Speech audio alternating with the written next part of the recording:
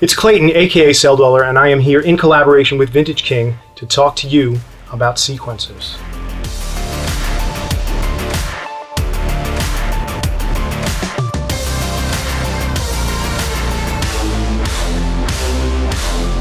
In its basest form, a sequencer's duties are basically to drive an oscillator's pitch so that you can play notes or melodic information, and at the same time send out a gate which will open an envelope, let's say, that will control your volume. In this way, you can have a single oscillator, a sequencer, a VCA, and an envelope, and get a one-voice musical pattern.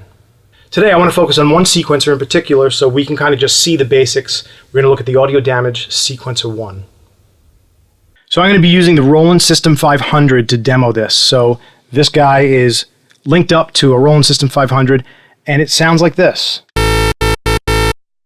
This section right here on the Sequencer 1 acts as a 12 semitone keyboard.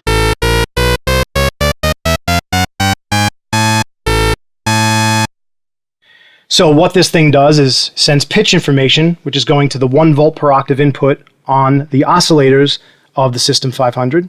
The gate is going to trigger the envelope, which opens up when I depress this button and closes when I release it.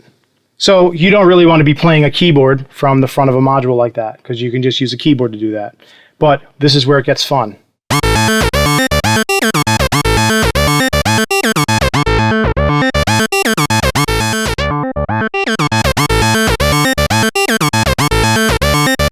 So this thing has 4 banks of 16 presets that you can save. So you can save patterns, which makes this really handy for live, or even in the studio if you want to save what you do. And there are a lot of other things here that you can do, including these CV outputs, which makes this a really powerful module. So I can go to a bank and select a sequence, which I've already done. So I've loaded up this sequence, which I already made. You can select up to 64 steps in a pattern, which is really long.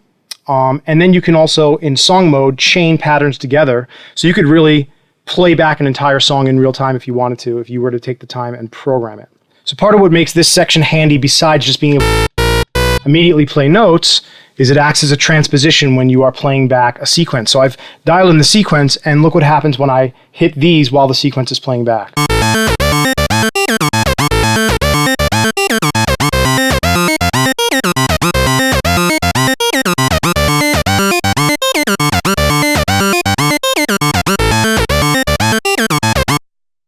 You've got a bunch of CV outputs here which allow you to send various types of LFOs out to any destination you want.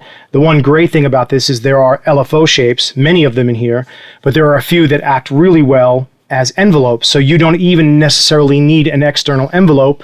You can save the space by sending a ramp down, let's say, out of the CV1 to a VCA, having your oscillator going into that VCA, and this control voltage, which is the LFO, ramping down your volume for you without actually needing a full-blown envelope. So this is a very deep unit, and it would take a long time to go all the way through, but I want you to understand the basics of how a sequencer works, and then I can show you a few other cool things that they threw here on the front panel, which make this really interesting as a performance device. So you've got these repeats, and you've got repeat 8, 4, 2, and 1, and what that means is it's going to take, if you hit repeat 8, it's going to take the last 8 notes you played, and it's going to just keep repeating them until you let go. And the same with 4 and 2 and 1, and I'm going to demonstrate that right now.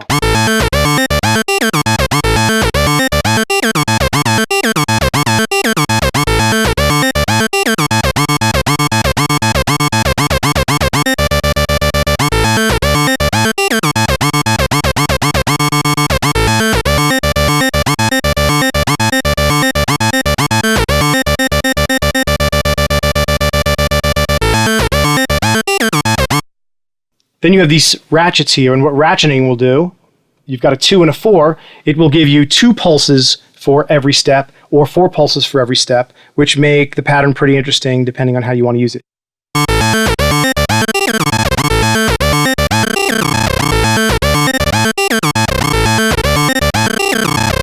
So thanks for sticking all the way through this episode of Celldweller Production. I hope you learned something about this particular sequencer. Remember, there are lots of other ones, especially for Eurorack, in the modular world. So if you want to try one out, head over to vintageking.com.